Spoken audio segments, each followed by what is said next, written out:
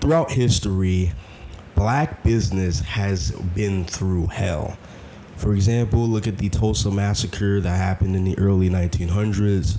Look at the black codes, which were very restrictive laws after the Civil War, that basically to the point to where freed black people were given such restrictive laws that it was almost impossible to build anything economically. You know, through the years of redlining, through the years of, quiet, institutionalized racism, right? Black businesses have been through a lot within the history of America. But now it seems like we are now our own worst enemy. This is why black businesses fail. And now I want to talk to you guys on what inspired this video in the first place. So if you don't know, former Panthers quarterback, one of the greatest Panthers quarterbacks of all time, Cameron Newton, has his own podcast, and he's doing very well with that podcast. And no hate. This is absolute no hate to anyone that I'm referring to in this video. I want to preface this, okay? So he has a podcast where he interviews many individuals, from comedians, from former athletes, from actors and actresses, from many different athletes, from many different sports, such as football, basketball, track and field. And we're going to be talking about this one particular athlete within track and field. His name has been ringing a lot of bells lately, and his name is Noah Lyles. I'm not going to play any clips from the podcast that I viewed. I'm just not trying to get copyrighted, but please watch that video, and then come back and watch this video, and you'll fully understand the full scope of why I'm making this video and why I'm sending out this message to you all. So let me give you guys a little bit of a background, right? So Noah Lyles is, a man with a big ego, which, there's nothing wrong with having a big ego, because to be honest, to be the top of anything, to be the top, especially in sports, you need to have a huge ego, which is why all the greatest boxers of all time have huge egos. Look at Floyd Mayweather, Mike Tyson, Muhammad Ali.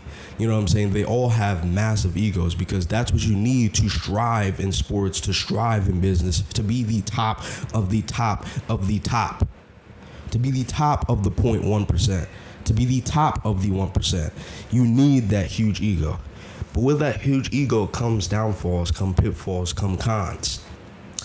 And we've seen Noah Lyles tear down people in the NBA, stating like, you guys aren't world champions because you guys face only Americans and all this different stuff. And I'm a 6-time world champion and blah, blah, blah, blah.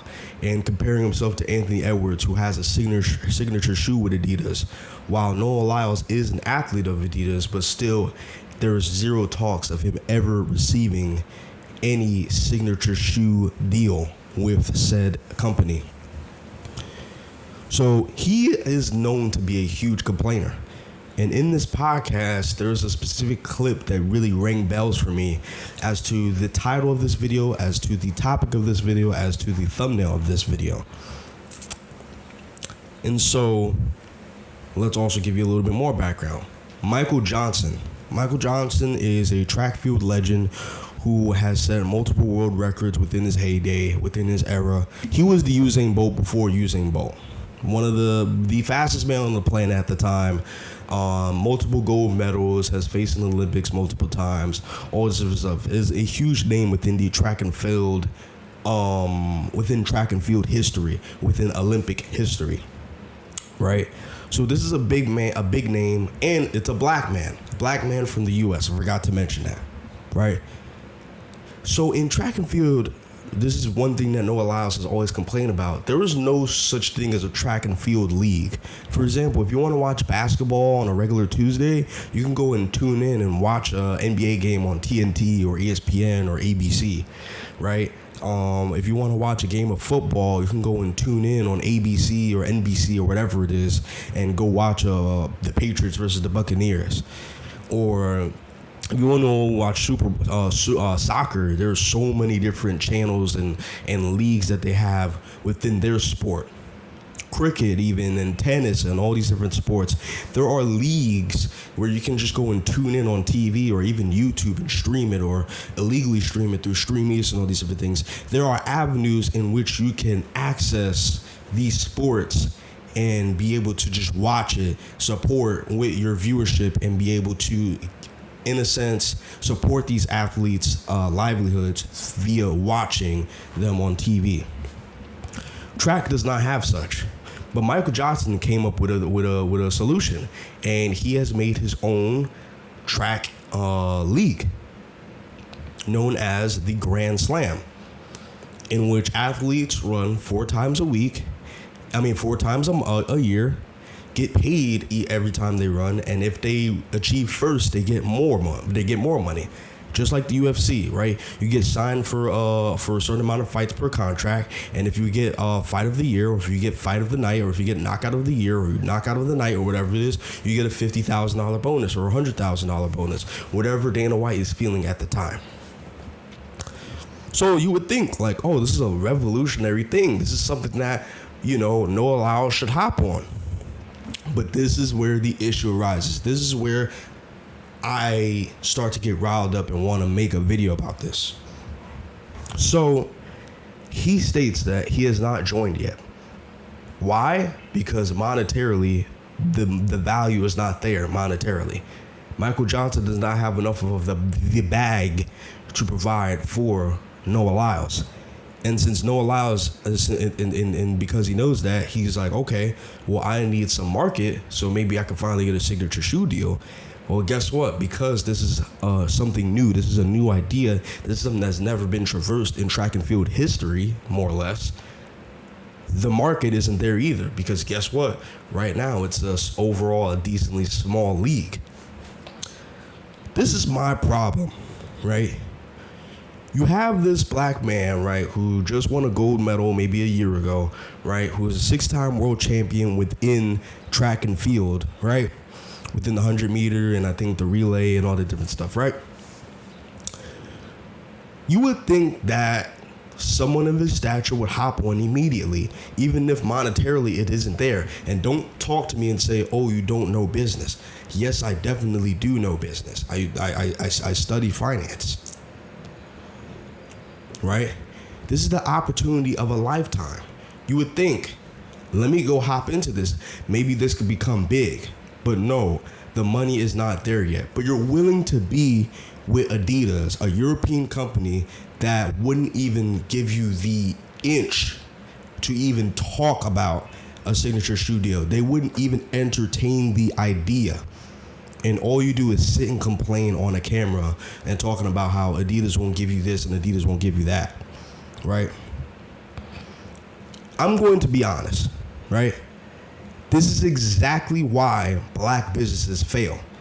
We fail to see the vision. We only think about money now. We don't think about money later. We don't think about the generations before us. The generations after us, the children, the grandchildren, the great-grands, and all this different stuff. We only think about the now. What can I get from this right now? And this is no offense to my father, but even I've seen this with my father, where I was talking about real estate investing and all that stuff, and he's just thinking about quick money, fast money right now. Oh, I don't want to do long term. I want to, when we get the cash, let's just do flipping. When I'm like, nah, real estate is for the long term game, so you could pass down to the next generation, so they could pass down to the next generation. Look at most of the largest real estate holding companies in the world. They're all family-owned companies that have been here for generations.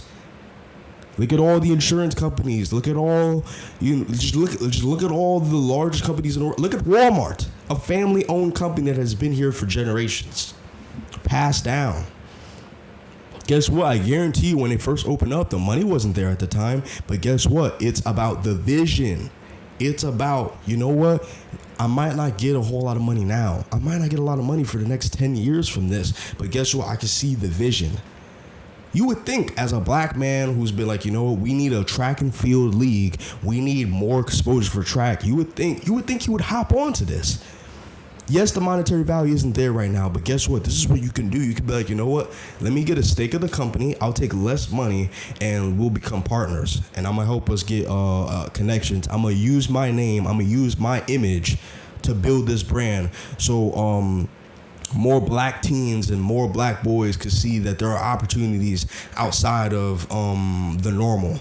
That there are opportunities to where you can grow something that is unheard of and turn it into something huge. You know what I'm saying? Because what is it going to take? Is it going to take a European company to finally build a track and field company for people to finally start hopping on? You have a black man who actually made up a pretty creative idea within the world of sports. But the biggest track star in the world right now is not willing to hop on. You would think he would hop on with open arms and be like, you know what, let's go ahead and do this. Let's turn this into something, a multi-billion-dollar figure. But instead, just completely lacks the vision of seeing the future and being like, you know what, no, I need cash now. No, I need monetary value now. No, I need market now. And this is the problem with black folks now. Of course, yes, there was the Tulsa burning down. Of course, there was redlining. Of course, there was all these different things. Of course, there were unfair loans and loan shark loans and loans that had way more interest than what was for white people. And guess what? I'm not spewing anything out my ass. You could look all this up. We all have Google. But now it's us fighting against ourselves. Instead of seeing the vision and be like, you know what, there's not going to be much monetary value right now, but guess what? In 10 years, it's going to be bigger than all of us. I don't think we really know how big the black dollar is. We literally generate billions of dollars in revenue, and guess what? None of that goes back to us. That goes to European companies, white companies, Chinese companies, Japanese companies. None of it goes back to us. This is one thing that one of the greatest things we can learn from Jews is that the Jew dollar literally stays within the Jew community at least 13 times before it ever leaves anywhere else. Before it will ever even touch a Chinese store, or will touch a Arab store, or will touch a American store, or touch a European store, because they know that this is more than just designer. This is more than just monetary value that I can have now. It's about generational wealth. This is the problem, and this is why black businesses fail. You know what I'm saying? When I saw this clip, when I saw this video, when I saw this podcast, it really moved me, because I'm like, this is exactly why we don't see. This is exactly why we don't see it. Right now, we can have almost a fully black-owned NBA team. But guess what? We don't see that. Why isn't LeBron and Jordan working together? Why isn't Jay-Z and all these guys working together with all these other black billionaires and out here doing something that has never been done before? Why? Why is it always solo? Why is LeBron just by himself as a billionaire? Why is Magic Johnson just by himself? Or why is LeBron by himself? Why aren't they all working together to build something that is bigger than themselves? You know what I mean? Why? You just don't see that unless it's our community. We just don't like to work together. I don't understand it. Because this is the thing, right? This is also the problem with the American ideology has been passed on through a lot of us, is this whole individuality thing. Where it's just individual. Let's cut out the family. Let's cut out this. Let's just individual. You don't need no man. You don't need a woman. You don't need a wife. You don't need a husband. You don't need this. You could just do it yourself. No, that's not how it's supposed to be. It's supposed to be working together, because working together is what makes the bucks. Working together is what builds companies, what builds strong families, what builds generational wealth. You know? And I'm sorry, man, Noah Lyles just lacks that vision. He lacks that vision. because you can build something that's bigger than you. You can build something that's something imaginable. You could possibly make the next NBA for track, to where like literally the Olympics is specifically taking talent from that league to put in the Olympics. But no, I need the monetary money now. I need millions now. I need the market now instead of seeing the vision. Guarantee you, Nike didn't have that bread back when they first started, but they had supporters following them. They had family, they had friends supporting them, whatever dollar they could. You know what I'm saying? To where they finally built a multi-billion-dollar empire that has such a large market share on the shoe market. You know what I'm saying? And this is the problem. This is why black businesses fail.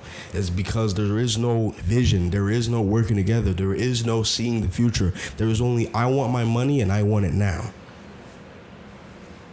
You know, and we can all learn from this, you know what I'm saying? Because for me, I'm trying to build something that's bigger than me. With this channel, with things that I want to work on in the future, I'm trying to build something that's bigger than me that helps millions of people. You know what I'm saying? And I know that that's the path that God has put me on. You know what I'm saying? No matter how I'm gonna do it, but I work with everybody. You know what I'm saying? I get inspiration from everyone. People, old coworkers from work. You know what I'm saying? I get inspiration and I get help from people, from friends.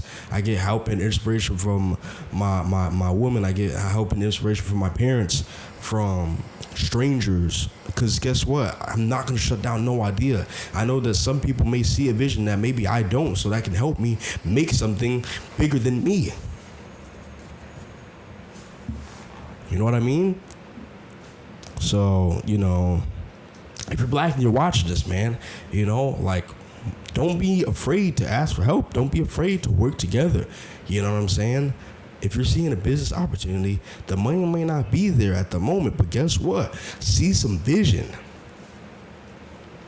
You know what I'm saying? I'm sending money aside every month, every week, into these accounts, man, because, you know, yeah, I can enjoy it now and splurge on it, but guess what? Nah, this thing's gonna get flipped.